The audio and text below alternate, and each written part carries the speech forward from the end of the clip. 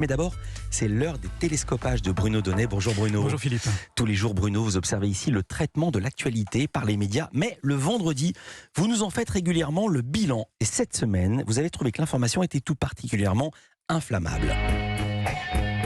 C'est une petite musique qui s'est installée tout doucement. Une petite musique qui évoquait un peu plus que la chaleur, la fournaise, le brasier. Alors, au commencement, et parce que je regardais lundi le journal télévisé d'Arte, j'ai cru que cet ardent réchauffement tenait à la publication du tout dernier rapport du GIEC et à ses conclusions préoccupantes. Les années les plus chaudes que nous avons vécues jusqu'à présent seront parmi les plus fraîches d'ici une génération. Du coup, je me suis imaginé que la bande-son de cette chaude semaine médiatique pourrait probablement se résumer à ce joli refrain estampillé Niagara. Seulement voilà, à mesure que la semaine avançait, cette petite musique entêtante devenait de moins en moins appropriée. Car si le feu couvait bel et bien cette semaine, comme l'a rappelé le député Charles de Courson, les allumettes étaient d'abord à l'Assemblée nationale. En réalité, rien ne vous obligeait au 49.3. Et avec sa motion de censure rejetée pour seulement 9 petites voix, Charles de Courson a ouvert la boîte de Pandore. Ce vote, vous l'auriez très probablement perdu.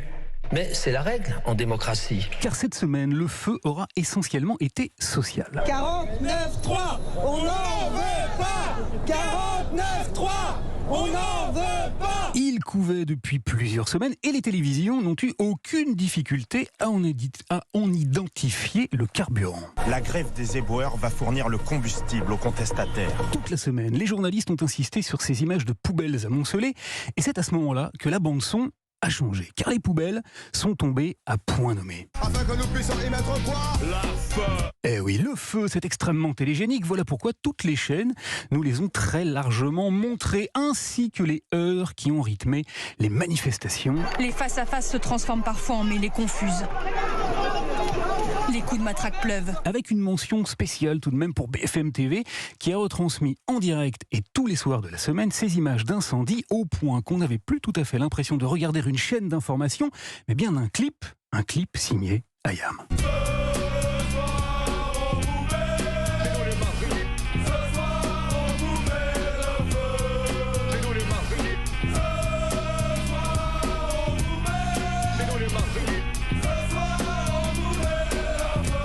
Devant l'embrasement et la vigueur du feu social, la petite musique de l'info a changé.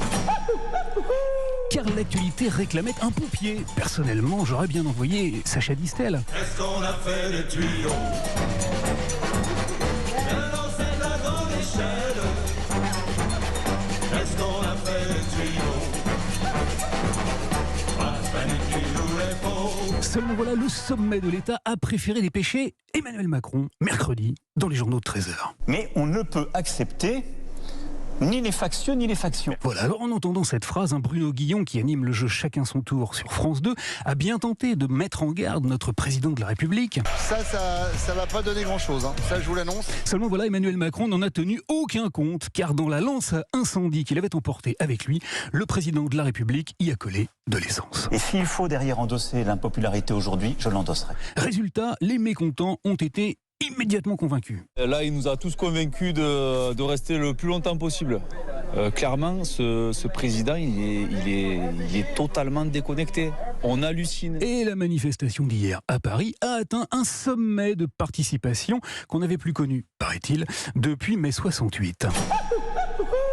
Mais les flammes, cette semaine, elles n'étaient pas uniquement à l'Assemblée nationale ou dans la rue. Je suis très en colère, très en colère. Non, figurez-vous que le feu couvait aussi au Sénat. Xavier Niel, le patron de Free, y a été auditionné hier. Et le sénateur républicain Patrick Chaize lui a reproché de pratiquer des prix, tenez-vous bien, beaucoup trop bas. Je comprends pas d'ailleurs que vous avez une politique tarifaire agressive qui annonce une stabilité de vos tarifs sur les années qui viennent. Alors ? Ma question c'est, est-ce tenable ? Alors,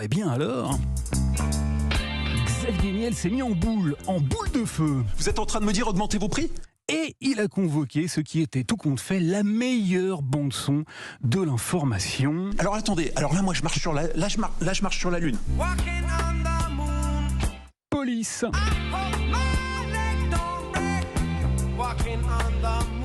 Car oui, Philippe, quand l'actualité marche à ce point sur la tête et s'enflamme dans de telles proportions, la police fait toujours davantage recettes que les pompiers.